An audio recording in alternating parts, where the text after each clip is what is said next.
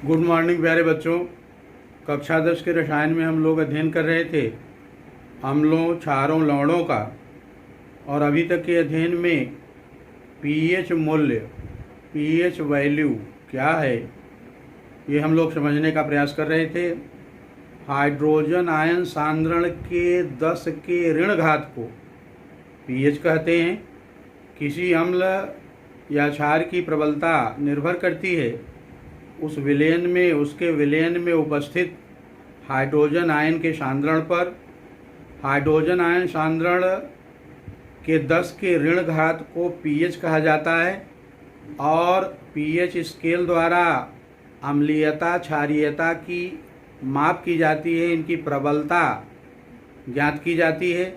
और आपको याद हो गया होगा कि पीएच स्केल में कुल 14 खाने हैं, 0 से प्रारंभ होकर 14 तक। और यदि पीएच 7 हो तो उदासीन, 7 से अधिक क्षारकी, 7 से कम अम्ली। 7 से जितना अधिक होगा उतना अधिक क्षारकी और 7 से जितना कम होगा उतना अम्ली। पीएच मूल्य का हमारे दैनिक जीवन में क्या प्रभाव है, क्या महत्व है, चलिए इसको जानते हैं। Importance of pH in daily life, दैनिक जीवन में पीएच का महत्व। हमारे शरीर में जैव रासायनिक क्रियाएं निरंतर होती रहती हैं, जिसके कारण हम लोग जीवित रहते हैं। और हमारा शरीर पीएच 7.0 से 7.8 पीएच परास इसी के मध्य कार्य करता है। यदि हमारे शरीर का पीएच इससे कम हो जाए तो शरीर रोगग्रस्त हो जाएगा। इसको एसिडोसिस, अम्लीयता रोग कहते हैं।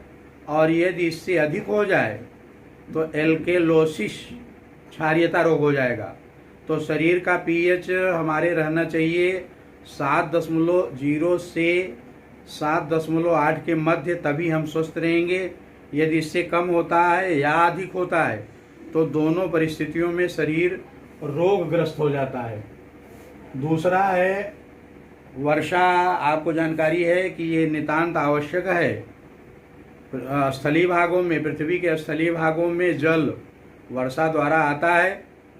और यदि वर्षा जल का पीएच 5.6, कितना, 5.6 से कम हो जाए तो उसे अम्लीय वर्षा कहते हैं। यह अम्लीय वर्षा का जल जब पृथ्वी पर आता है तो यह पौधों को क्षतिग्रस्त कर देता है। पौधों की पत्तियां झुलस जाती हैं। जब ये भवनों पर गिरता है तो भवन का क्षरण होने लगता है, वो क्षतिग्रस्त होने लगते हैं। और जब यही वर्षा जल बहकर नदियों में जाता है तो नदियों में विद्यमान जलीय जंतु और पौधे प्रभावित होते हैं और उनके शरीर क्रिया पर बुरा प्रभाव पड़ता है। तो अम्लीय वर्षा तब कही जाएगी जब वर्षा जल का पीएच 5.6 से कम हो जाए। अगला है, कई ग्रहों में, हमारे सौर तंत्र में 9 ग्रह सूर्य का चक्कर लगाते हैं और इनमें से अभी तक प्राप्त जानकारी के अनुसार केवल पृथ्वी पर जीवन है, अन्य ग्रहों पर जीवन नहीं है। जैसे शुक्र ग्रह पर इसके वायुमंडल में सल्फ्यूरिक एसिड H2SO4 गंधक अम्ल के घने मोटे श्वेत और पीले रंग के बादल हैं, जिसके कारण पीएच बहुत कम है। इसीलिए शुक्र पर जीवन संभव नहीं है। तो पृथ्वी पर जीवन इसलिए है क्योंकि यहाँ पीएच सामान्य है। अगर पीएच बहुत कम हो जाएगा शुक्र की तरह, तब जीवन नहीं रहेगा। अगला है, हमारे पाचन तंत्र में जब हम भोजन को ग्रहण करते हैं तो हमारी आहार नाल, जिसमें ग्रास नली, ग्रसनी, आमाशय, छोटी आंत्र, बड़ी आंत्र, ये भाग हैं, भोजन का पाचन होता है। और हमारे उदर भाग में, आमाशय में हाइड्रोक्लोरिक एसिड HCl अम्ल है, स्रावित होता है। जब कभी HCl का स्राव अधिक हो जाता है। हमारे उदर भाग में जब HCl का स्राव अधिक हो जाता है और pH मूल्य बहुत घट जाता है, pH मान बहुत कम हो जाता है, तब अपच की बीमारी उत्पन्न हो जाती है और ऐसी स्थिति में उदर भाग में जलन उत्पन्न होती है और कच्ची डकार आती है, भोजन का पाचन नहीं होता। अम्ल की अधिकता के कारण, pH मान कम हो जाने के कारण ऐसी दशा में दुर्बल क्षारक जैसे मिल्क ऑफ मैग्नीशिया, ये मैग्नीशियम हाइड्रोक्साइड है, MgOH का होल ट्वाइस, इसको पिलाया जाता है तो इससे आराम मिलता है। प्यारे बच्चों, हमारे मुख गुहा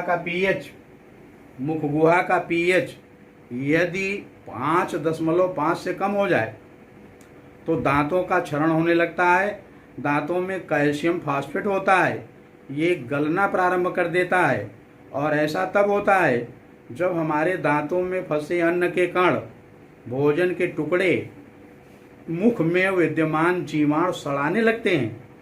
तो सड़ाने की प्रक्रिया में अम्ल उत्पन्न होते हैं और pH जब 5.5 से कम हो जाता है तो दंत क्षय होने लगता है। इससे बचने के लिए मुख गुहा की सफाई क्षारकी मंजनों द्वारा किया जाना चाहिए, जिससे क्षारकी मंजन का प्रयोग करने पर अम्लीयता मुख गुहा की 5.5 से अधिक हो जाए तब दंत क्षय रुक जाएगा।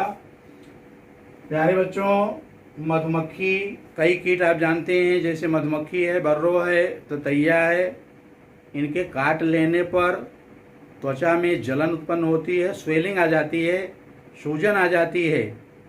और ऐसा इसलिए होता है क्योंकि इनके विष में, जो डंक से विष त्वचा में डाला जाता है, उसमें methanoic acid, formic acid, HCOOH रहता है, जिसके कारण त्वचा में जलन और प्रदाह उत्पन्न होता है। इससे बचने के लिए यदि डंक कहीं इनका लग गया हो तो सोडियम बाइकार्बोनेट, दुर्बल क्षारक है, NaHCO3, या खाने वाला सोडा इसको कहते हैं, बेकिंग सोडा, इसी को जल में घोलकर अगर डंक वाले स्थान को धुला जाए तो उदासीनीकरण क्रिया हो जाएगी और इनका प्रभाव घट जाएगा। प्यारे बच्चों, जंगलों में यदि पहाड़ी क्षेत्रों में जाएं तो वहाँ एक नेटल पौधा पाया जाता है जिसको बिच्छू घास कहते हैं, और अगर ये त्वचा में छू जाए तो जब इसके रोएं त्वचा में धंस जाते हैं तो इसमें भी फॉर्मिक एसिड पाया जाता है, जिसके कारण वैसी ही जलन और प्रदाह उत्पन्न होता है जैसे मधुमक्खी या बर्रे के काटने पर। ऐसी दशा में प्रकृति ने एक सुरक्षा प्रदान की है। जहाँ पहाड़ी क्षेत्रों में बिच्छू घास मिलती है वहीं प्रायः डाक का पौधा पाया जाता है, डाक। तो डाक के पौधे की पत्तियों को रगड़ा जाए जहाँ बिच्छू घास छू गई है तो ये प्रभाव घट जाता है, इसकी जलन और प्रदाह कम हो जाता है, क्योंकि डाक की पत्ती में क्षारक पाए जाते हैं। तो ये प्राकृतिक व्यवस्था है, प्रकृति ने हमें सुरक्षा दी है कि जहाँ बिच्छू घास है, नेटल है, वहीं पर डाक के पौधे भी उगते हैं। प्यारे बच्चों, मधुमक्खी के डंक वाले स्थान को किससे धुलना है? NaHCO3, सोडियम बाइकार्बोनेट से। ऐसा क्यों कर रहे हैं? क्योंकि डंक में, इसके विष में फॉर्मिक एसिड है, अम्ल है, और जब क्षार का प्रयोग करेंगे, दुर्बल क्षार का NaCO3 का, तो उदासीनीकरण की क्रिया हो जाएगी और ये प्रभाव घट जाएगा। तो प्यारे बच्चों, ये महत्व रहा हमारे दैनिक जीवन में pH का। हम आपको जानकारी दे दें कि सामान्य मृदा जिसमें हमारी फसलें, बगीचे में पौधे, वृक्ष उगते हैं, उसका pH 6.8 होता है। मृदा का pH 6.8 होता है। यदि 6.8 से कम हो जाए तब वह भूमि अनउपजाऊ हो जाएगी, उसको बंजर कहते हैं।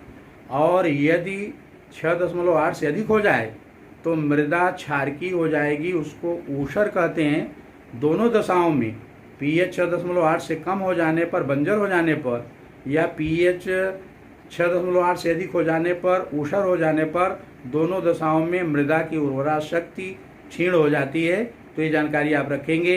इस वीडियो में यहीं तक, शेष चर्चा अगले वीडियो में करेंगे। धन्यवाद।